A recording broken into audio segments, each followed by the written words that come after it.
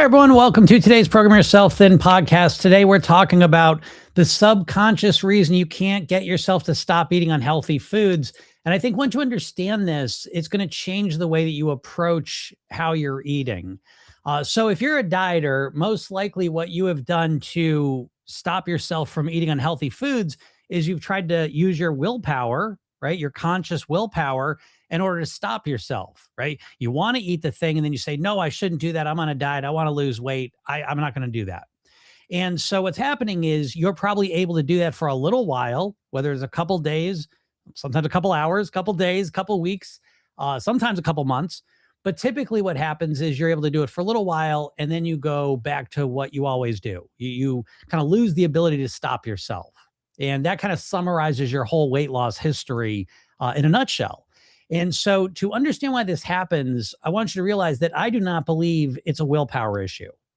So to explain this, we want to understand our mind in a real simplistic way, that we have a conscious mind and a subconscious mind. Anatomically, that's your prefrontal cortex, which is your conscious mind, and your subconscious mind, the rest of your brain. We'll keep it real simple. So the conscious part of your mind is the logical, rational part of your brain. This is where your executive functioning abilities are, your ability to know which foods to eat, to stop yourself from eating them or get yourself to eat them. And this is the part of your brain that you basically have relied on your entire weight loss history. You learn about a diet, you learn about some philosophy, you say, okay, that's it. No more sugar, no more carbs, no more eating until noon, whatever it may be. And you believe it. You completely believe it. You say, that makes sense. I should do that. I'm going to get myself to do that. But then there's the subconscious part of your brain. This is the majority of your brain. And this is the part of your brain that runs on autopilot. And the really important piece of this part of our brain is that it's not logical and rational. It's associative, meaning it's very Pavlovian. It links things together. So it's not logical, right? So you could read a diet philosophy and say, oh, refined carbs are no good for my weight. And you understand it. It makes sense. And you say, that's it. I'm not going to eat those anymore. But subconsciously, that information makes no difference, because subconsciously what's happening is you're saying unhealthy foods equal pleasure. Real simple. Subconsciously, you're thinking those unhealthy foods equal pleasure. Not having them equals pain. And this is how you're primarily operating on a subconscious level that really, again, it has its own logic, but it's not the same logic as our conscious mind. If it was, life would be really easy. You would feel like a robot. You would basically be able to say, that's not good for me, so I'm going to stop doing it, and that would be it. But that's not what you've experienced when it comes to changing your eating. What happens is you logically understand you should do it. You try to get yourself to do it, but it always feels like there's some other part of you that's kind of rebelling or sabotaging or compelling you to do the wrong thing.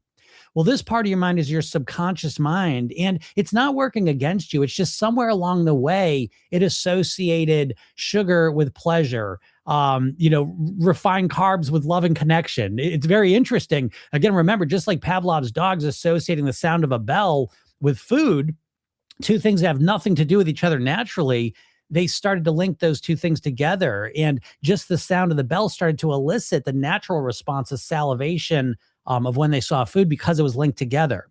So us humans, as smart as we are in one way, we are just as kind of dumb as a dog in another way, where we just link things together. And so this has been the core issue you've had with changing your food, is that you logically are always on that level, realizing, learning, listening to things about what you should and shouldn't do. But subconsciously, you are never creating new associations that move you forward. And so one of the best ways to change the way you're eating is to stop just learning information and work on programming your subconscious mind so that you have new associations.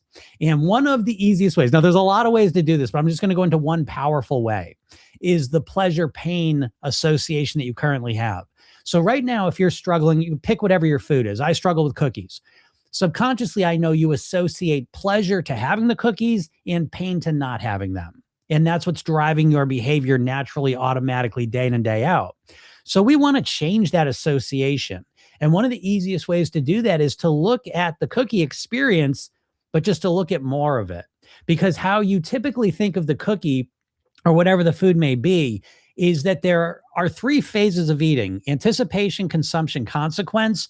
And you are constantly focusing on just the anticipation and the consumption. And that is why you associate pleasure to these foods. The easiest way to change that association is to widen your perspective and start to look at the consequence that always follows. And if you start to pay attention to the consequence that always follows your food decisions, you're going to start to realize there's also pain. So you can eat the cookies, for example, but as soon as you finish the cookies, 6 seconds after you take the last bite, what do you start saying to yourself?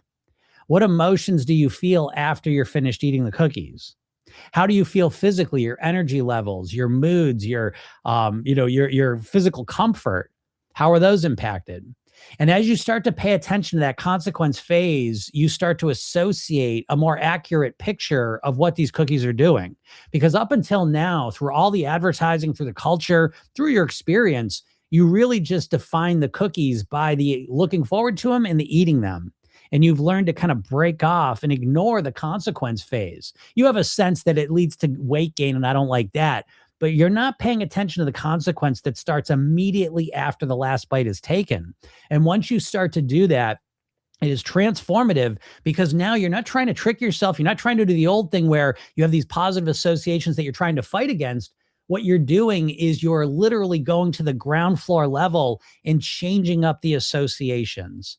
And once you change the associations, weight loss becomes so much easier because you naturally make better food choices because your associations are supporting those better food choices.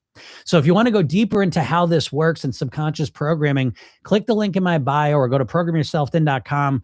Go get the free hypnosis session that I made for you. It is called The New Thin Me, and it is literally designed to kickstart your weight loss by reprogramming your subconscious mind. It's completely free. Go check it out. And if you have any questions at all about your weight or weight loss in general, please feel free to ask them. I am here to answer your questions and help you as much as I can. Yeah. So I got to just respond to something real quick. Sorry about that. All right. So yeah, hope everyone's having a good day. If anything came in here, got a little distracted. What's up, Victoria? Victoria says so much and long-lasting negative consequences for 30 seconds takes to eat the cookie. Yeah, absolutely. And that's what I mean. Like, that's a truth. This gets back to one of my definition of addiction is, and I'm using this a little more casual. I'm not talking about, hardcore substance addiction. That's not my specialty. But my sense of addiction in the food world, when it comes to weight, is when we think something that is causing us pain in our lives is actually pleasurable, right? And I think this is the perfect example that, if you've been struggling with your weight for a long time, and again, there's, it's a spectrum of how much you're struggling. You may just be unhappy with your weight and how you look, but it can go all the way to the point of metabolic disorder and, real health issues. And so if we zoom out and look at the comparison between the pleasure we get out of those moments of eating it versus the long-term effects that start instantly, I think that's what most people are missing. And you miss it because we've been conditioned by the food industry to think a certain way. But what happens is we may say, again, like I said, this vague connection to, well, if I eat these cookies now, maybe my weight will go up in the future. That's not strong enough. I'm talking about the consequence that starts literally 6 seconds after the last bite. And once you start paying attention to that, it's really eye-opening. Again, when you realize, again, when the cookies are done, that letdown, the guilt, the shame, the negative dialogue, the physical feeling tired, there's so many negative consequences. And you start to realize, potentially, again, depends what your situation is. But when you start to look at it this way, all of a sudden you start to realize, geez, every day I'm basically in a food hangover. And sometimes it can start right from the first meal. And you're putting yourself into this food hangover. Again, it's not just physical. It's what you're saying to yourself. You're saying mean, negative things to yourself. You're thinking yourself as a less than version of yourself. You're feeling negative emotions. Physically, again, energy, comfort, all these things are taking a hit. So once you realize that, and again, there's no way around this. There's no way around this. I'm not telling you never eat cookies. I eat cookies. I eat all the different stuff. I eat everything I like to eat, but I eat in a more moderated way because if I get out of control with them, it starts to become more and more very, very negative consequences. I think people miss this. And I had issues with alcohol. So again, that has benefited me greatly with the food, because one of the main reasons I was able to change my alcohol consumption is because I was tired of feeling like shit all the time. And the one thing with alcohol is it's a very dramatic negative impact relatively quick. Maybe the next day, maybe the next morning, but that's relatively quick, and it's very intense. But with the food, that negativity starts almost instantaneously when you finish that last bite. So yeah, the more you pay attention to that, the more power you end up having, I believe, over your eating, Jane, what's up, Jane? Jane says, what would be a quick phrase to say to ourselves as a reminder to not make that bad decision as we are standing in front of that food in the store? Yeah, okay. So here's the thing, and I'm going to reframe it right from the beginning. It's not that we want a reminder to not make the bad food decision. We're really not forcing ourselves to. I like to take good and bad right out of it. Okay. If I said to you, like again, do you have to remind yourself how to make this decision I'm going to give you? Do you want $1 million, or do you want to get a whack on the thumb with a hammer? Which would you like? Right? Well, that's an obvious answer, I hope, right? You don't need to, what am I going to say? What am I going to say? What am I going to say? What am I going to say when I'm given the choice between $1 million and a whack on the thumb of the hammer? You already know. I'm going to give you that question a million times. A million times, you're going to take the money. So you don't need a phrase to not make the bad decision, because it's already assuming you're going to make a bad decision. I'm saying come back to it. You can make whatever decision you want. You can make whatever decision you want. What I want you to start doing is to look at this decision more accurately. So you're I don't know how we want to put it. We could zoom out, or I think more accurately in that moment. Let's speak to that moment. You're in front of a tempting food. Let's put it that way, right? So what I like to do is I say, how am I going to feel? So Jane, you're in the program, and that's literally one of the core mantras you're going to get. I don't think you've gotten there yet, but you're going to get to I forget which week it is. I forget if it's 6 or 7, but it's going to say, how will I feel? It's one of the core mantras, because we want to start when we're making a food choice. Again, you've been conditioned in your mind through literally tens of millions of ads in our lives to focus on the anticipation of the food and the consumption of it. And that's it.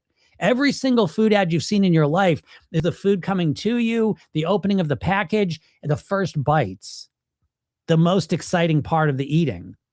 And that has conditioned us to have no energy, no awareness left to what happens when we take the last bite. So this is the practice, Jane, is when we're making a food choice, to not just say, how's it going to taste, but to ask the question, how's it going to feel? And the good news is you do this all the time. You do this. If you go to the mall and you're going to go buy some things, how often are you tempted to just go on a shopping spree and buy everything you see? Not really very often. Why? Because when it comes to money, you have been conditioned to think about what the consequence is going to be. So yeah, you could buy everything now, but you're well trained to focus on, I buy it all in credit, and then next month I'm going to get that giant bill. I buy all this now, and now tomorrow my bank account's way lower. So you're used to doing it in so many contexts. But when it comes to food, we've been conditioned to just focus on the flavor of it, the taste of it, make the decision, and then just move on to the next decision. So the real goal is when we're making a food choice, say, how am I going to feel 6 seconds after I'm done? How will I feel?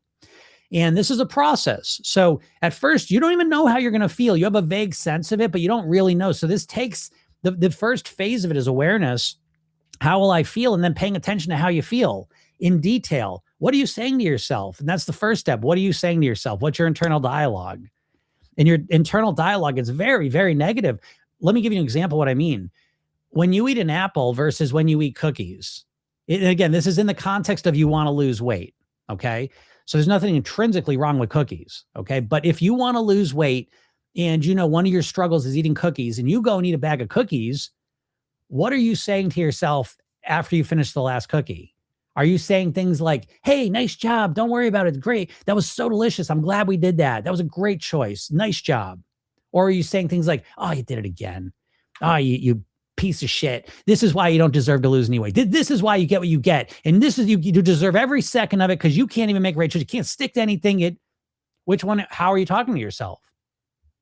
And then what emotions are you feeling? Are you feeling proud and exciting and successful and momentum and hopeful?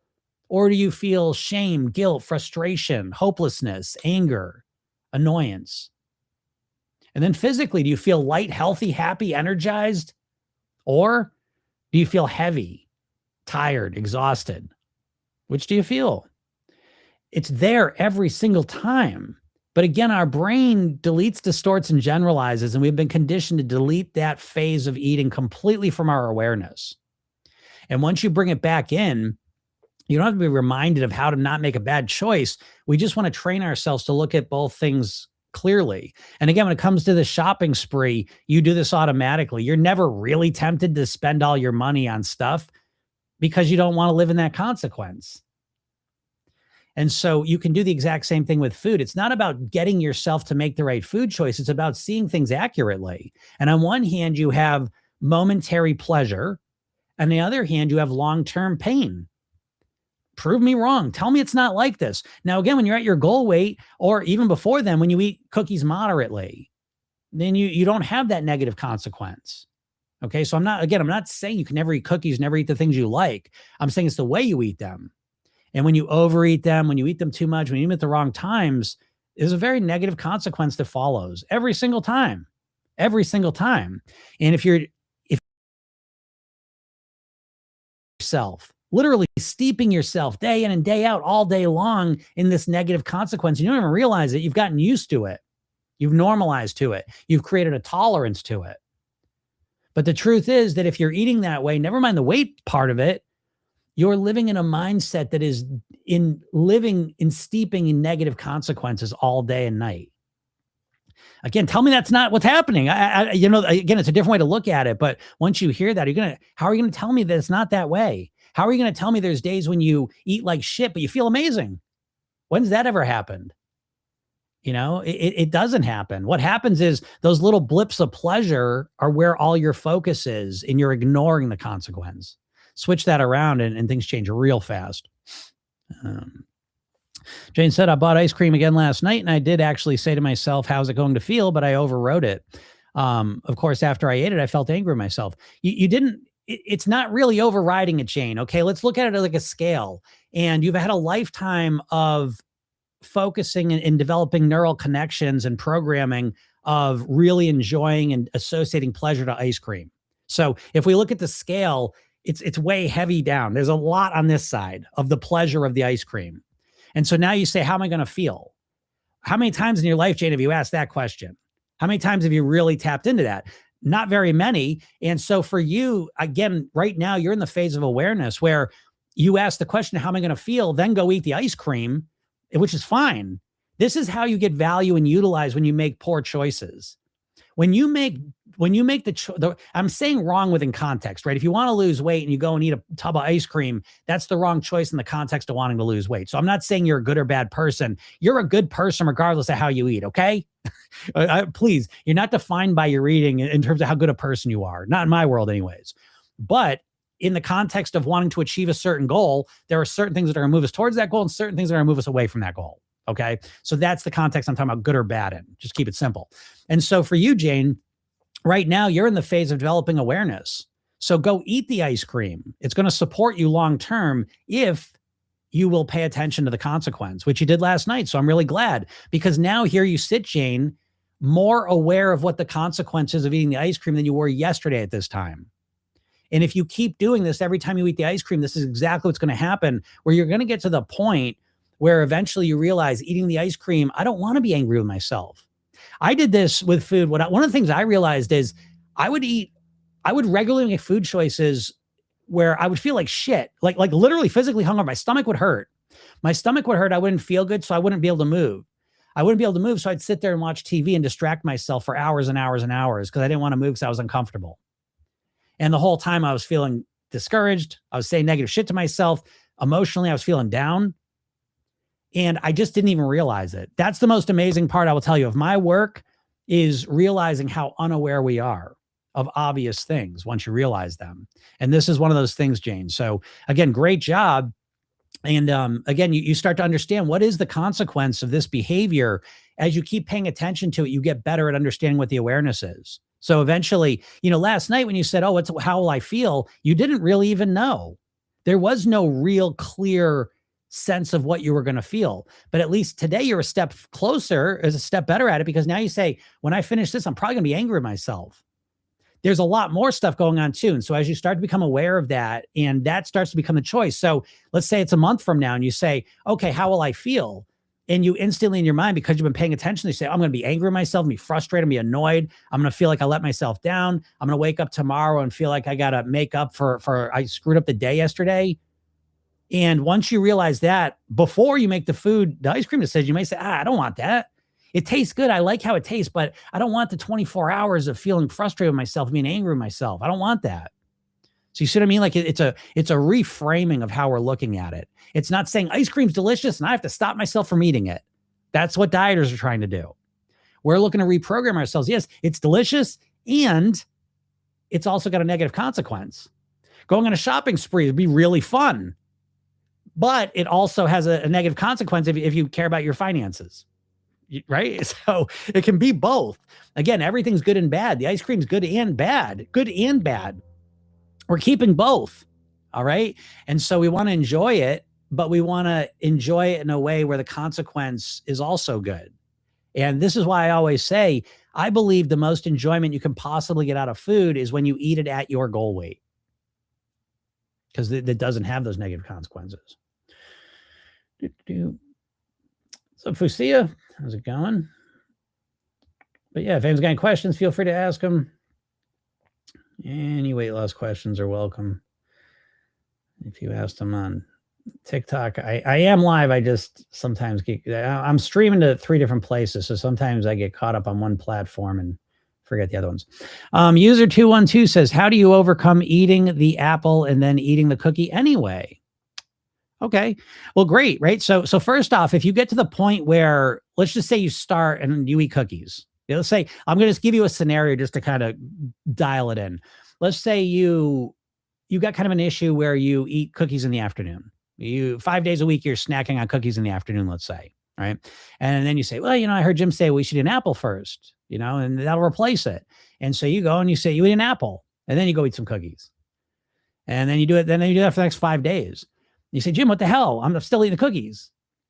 And I would say to you, great job. Nice job. Okay. That's a great first phase to me, is that now you have added an apple before the cookies. And there is a chance, and I don't know, but you tell me if this is a true story, if you have actually added the apple. And again, 1 day is not going to mean shit. Okay. So again, if you added an apple for 5 days, I'd be over the moon for you, even if you'd eaten cookies. Because the first question I want to ask is, did you eat as many cookies? That's the first thing. Did you eat as many cookies after you ate the apple? That's my first one. Now, a lot of times you say, oh, no, I ate less cookies. Well, great. Right off the bat, you've reduced your calorie consumption. You've reduced your average calorie consumption, because we're not looking for perfection. We're not looking for no cookies right off the bat. We're looking for less cookies. And so if you eat an apple and you used to eat 10 cookies and now you ate an apple and you ate 5 cookies, that's a pretty significant reduction in calories. So I great job. And we can keep working on it. Again, that's the big thing. Dieters, they want to be just told what to do. Monday comes, I do it. There's no room for improvement. There's no room for growth, evolution, none of that. Tell me what to do on day 1. I'll be doing the same thing the day before I reach my goal weight. And that's bullshit. So again, we want to start thinking in phases. And so if you could remember and start eating an apple all of a sudden, and you'd start doing that, that's a huge upgrade and boost. Because I believe anyways, that after a week, after 2 weeks of that, I can almost guarantee you the cookie consumption will go down, or your calorie consumption will go down anyways, because you are adding more fiber, more micronutrients, a lot of good stuff in your body. All right.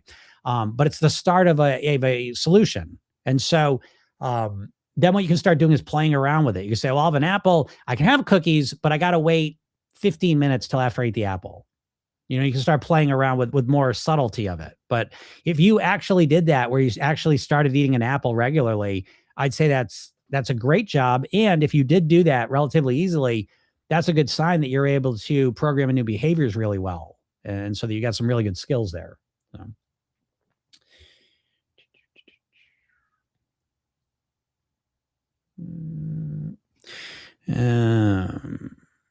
Jane says, I feel discouraged because I have been doing this program for 15 days and listening to you on here and doing the daily hypnosis sessions about 5 times a day and still stuck.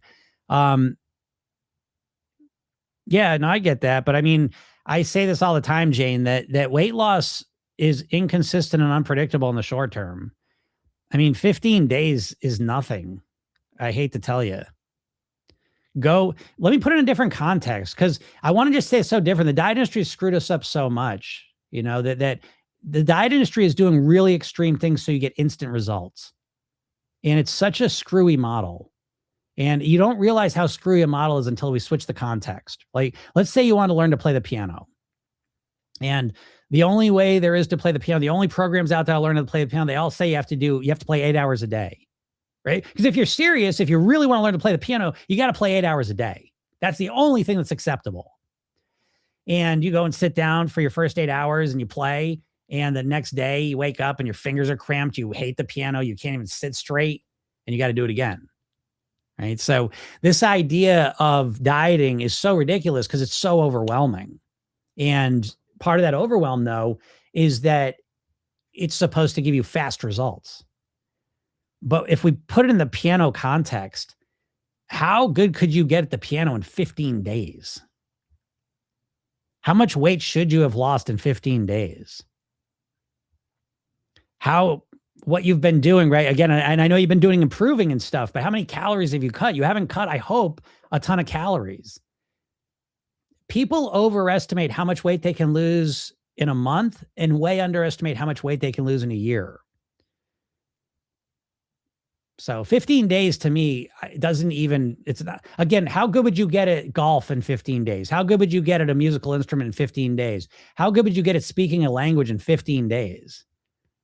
It's the dieting has put the craziest timelines on what we expect. It's insanity. It makes no sense that you think you're going to lose a certain amount of weight in a certain amount of time, in my opinion. Now, again, don't get me wrong. I know if you stop eating, I know if you completely cut carbs out, you will lose weight quickly. But does it last? Has it ever lasted for you? So at some point, and again, the point seems to be, based on my average client age, somewhere around 45, 50, seems the point where you start to say, holy shit, I've been doing this now for 30, 40 years and it hasn't worked. Maybe I'd try a different way.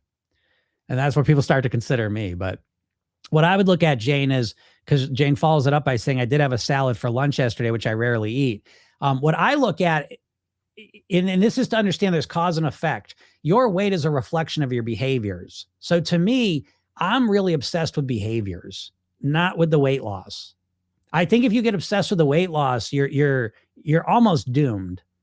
And that dooms most of you dieters anyways. How many of you dieters have done really good for the week, stepped on the scale, lost less than you thought you were going to, and then quit because it felt discouraging? So I don't blame you. You've been conditioned to this. Remember, again, I can't stress this enough. The diet industry is not there to help you. The diet industry is a branch of the food processing industry. Weight Watchers was owned by Heinz. Jenny Craig was owned by Nestle. Atkins Food Products owned by the same company owns Auntie Anne's Pretzels and Cinnabon. Slim Fast owned by the same company owns Ben & Jerry's ice cream. So these companies aren't there to help you learn how to think and live like a thin, healthy person for the rest of your life so you don't eat their bullshit food. They're there to fill your head with rocks when you want to lose weight so that you never succeed and you always eat their food. So the idea of, like, again, it's like, you start a second business and you say, well, 15 days, I haven't even made any money yet. Well, yeah, I know. It's a long-term process. You go to college, 15, I don't have my degree yet. Yeah, I know. It's a long-term process. I don't know what to tell you. It just is. So we got to reframe ourselves. But what I like to look at, again, the cause and effect piece of it, your weight's a reflection of your behaviors. So I'm obsessed with behaviors because I know if all of a sudden my ice cream consumption, I've learned how to chop it in half. All of a sudden I'm eating salads at lunch where I used to have hamburgers and pizza. I used to have sugar cereal for breakfast, and now I'm having a healthy, solid meal. I know if I've changed those behaviors in a way that feels comfortable and sustainable, I know my weight's going to change. Like how could it not? So I don't, to me, weight is not the primary thing I'm focusing on in the beginning. Just like, well, I run a business, but I will suggest to any of you, if any of you are going to start your own business, please don't just look at how much money you make in the first month, the first year, the first couple of years, to be honest. Okay. But if you just look at the money you make, you're never going to get to where you want to go because you're never going to make as much money. You're never going to lose as much weight as you think you should in the amount of time that you're doing it. And that's just going to be a forever fact. Forever fact of the thing. So Dane says, okay, I get it. Thanks. You're welcome. You're welcome. And these are the realizations we have to get. I get it. That's one of the hardest things I will say about Program Yourself Thin for sure is changing your time frame from that diet time frame of days, weeks, and months to the living at your goal weight time frame of years, decades, and forever. It's counter programming. We're deprogramming ourselves by reprogramming ourselves with a longer time frame, and that longer time frame sets you up for success in a million different ways, whereas the short term time frame sets you up for failure in a million different ways. What's up, Shireen? Shireen says, speaking of cookies, are we dodging the Girl Scouts so hard having boxes of those in the house? Combine giveaway, or may I just give the donation? I know, right? Those Girl Scout cookies are something else. Although I'll tell you, I'm going to say maybe it's sacrilege, but I will tell you, in me, because I used to love Girl Scout cookies. And so I don't know if they've changed the recipe or if my taste buds have changed, but I don't know. I don't find them as good as they used to be. I will also say that they make like natural versions of them, and I've had some of those as well. But I get what you're saying, because again, things that we're addicted to, and all of a sudden, again, you're being cued in the environment to think about them all the time. So fair enough, Shireen. But think about what you want to do, though, right? I think you're right on the right path. What is the strategy you want to use? Do you want to just give them money? Do you want to get the boxes, get rid of them, keep the box you like, eat them more moderately, work on that? Again, you got a lot of options ahead of you, and I like the way you're thinking about it already. Right? Yeah, Lois says, I agree. The diet industry is a joke. It's absolutely a joke. It's the diet industry is bullshit. It's wolves in sheep's clothing. They're not there to help you. I can't stress this enough.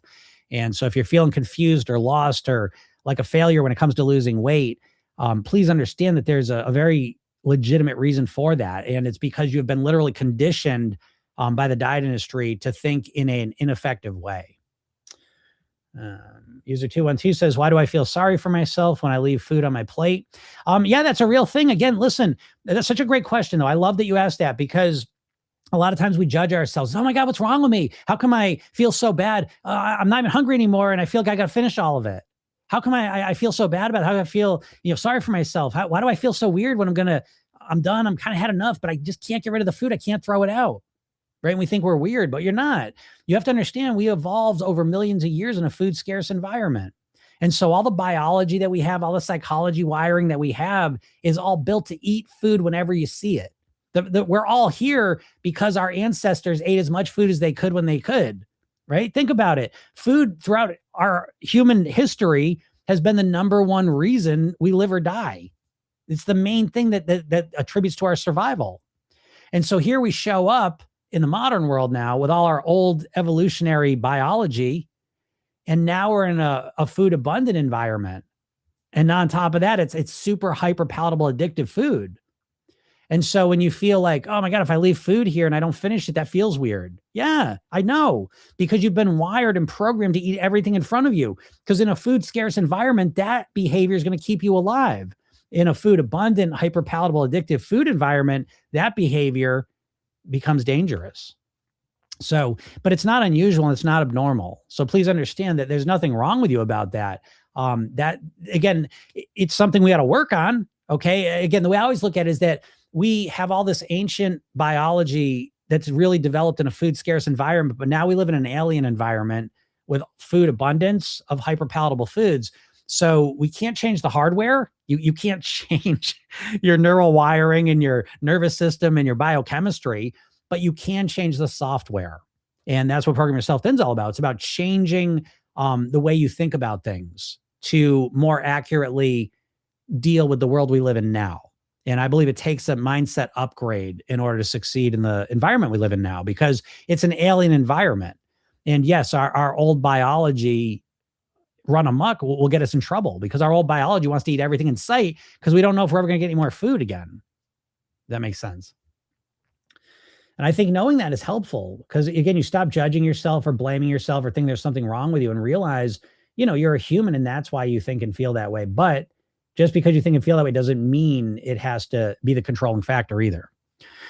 What's up, Nora? Nora says, hello from Germany. All right, Germany. Cool. I find everything very helpful that you say. You are the first one who knows exactly what my brain thinks and who can express that on point. Thank you for your daily support. My ring is getting looser. My inner battles are easier to solve now. That's awesome, Nora. I appreciate you sharing that with me. I'll take a little screenshot of that. I like that. That's so great. But yeah, and again, without sounding conceited, that's what I do, and I think that's what makes what I'm saying different than what you typically hear when it comes to your weight. I'm not saying the same shit you constantly hear in the weight loss community, about calories and come on, you got to do it. Oh, let's do it. Come on, make your dream board. Imagine yourself at your goal weight. Like, well, I like that part, but in a different way.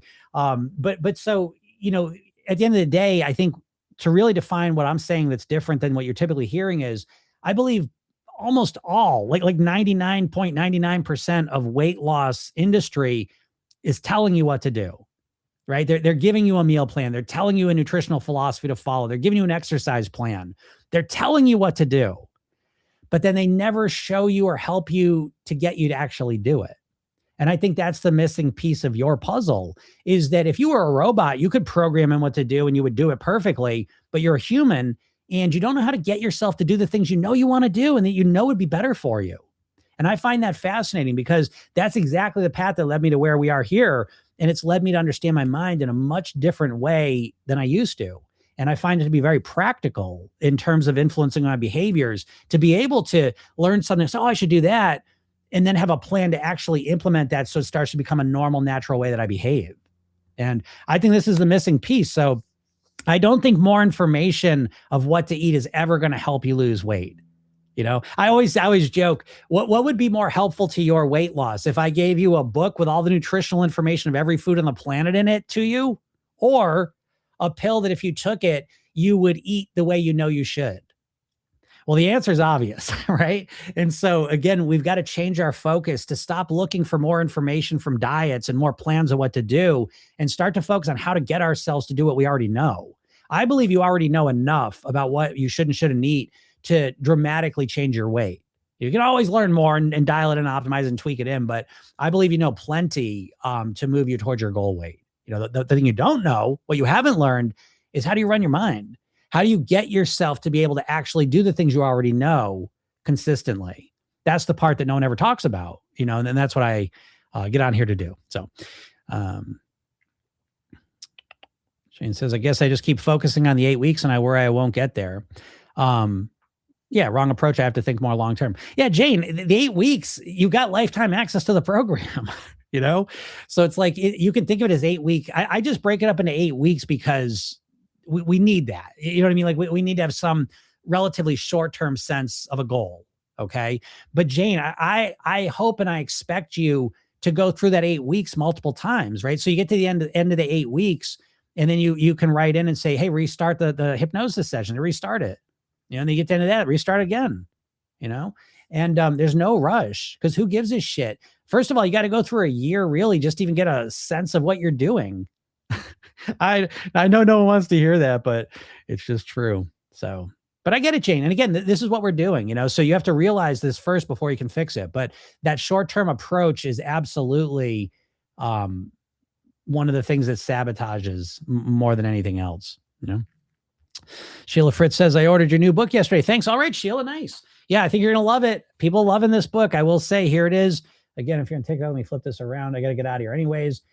So if you're not in my world, first thing, make sure you click the link in my bio or go to Program Yourself Thin. I'm going to put excuse me. Get this. I'm really getting so organized. Here's the link in Facebook, YouTube land. I just put the link. You can click that and go get the free hypnosis session that I made for you. I give you a bunch of free stuff. But go get that. If you're on TikTok, you can just click my picture up on the top left, go to my bio. There's a link there. Click that. It takes 10 seconds to fill that stuff out. You get the hypnosis session in my world. If you like this, I'm here every Monday through Friday, usually around noon Eastern, answering your questions, literally coaching. I'll do whatever I can to help you. That's my mission, is to help as many people as possible live at their goal weight. And I'm here live every day to help you do that. If you can't make the lives and you like listening to this, it's also a podcast. You can go to any podcast platform, search Program Yourself Thin. All the episodes will pop up. You can listen whenever you want. And finally, the book. So yes, this book, the Tao of Living at Your Goal Weight. There's people saying this is the best weight loss book ever written. Wow. What a nice thing to say. But it's something else. Again, 40 chapters. Each chapter is about a page, 2 pages. Each chapter is a hypnotic story designed to transform you and change you as you read it. So again, we've got almost 85-star reviews, right? This book's something else. I can't recommend it enough. On top of that, me being the little sneaky sneak I am, actually what this book does is it takes you through the entire Program Yourself Thin system as well. Even if you don't know anything about the Program Yourself Thin, you don't need to, because it teaches it to you in a very accessible, light way. But if you're in the program, it's just another way to really get a sense of what we're doing in there. All right. So again, you can get this book at Amazon. The Kindle, I think, is like $2.99. The physical book's $9.99. I definitely recommend that. This book feels nice. This is a book I want you to have in your house, read it randomly, put on your coffee table by your bed, pick it up, read a chapter. You don't even have to read it linearly if you don't want to. You just open up any chapter whenever you want. If you read it, I promise you, you're going to have favorite chapters. You can put little bookmarks in there and reread those number of times. That's what a lot of my clients are doing. So again, they're hypnotic stories. So every time you read it, you're programming your subconscious mind, and it literally changes you while you read it. So anyways, that book is available. Go check that out. And thanks so much for the questions. I really appreciate it. In the comments, that makes me happy. And then I hope it was able to help you out a bit. And have a super day, and we'll talk soon. Bye.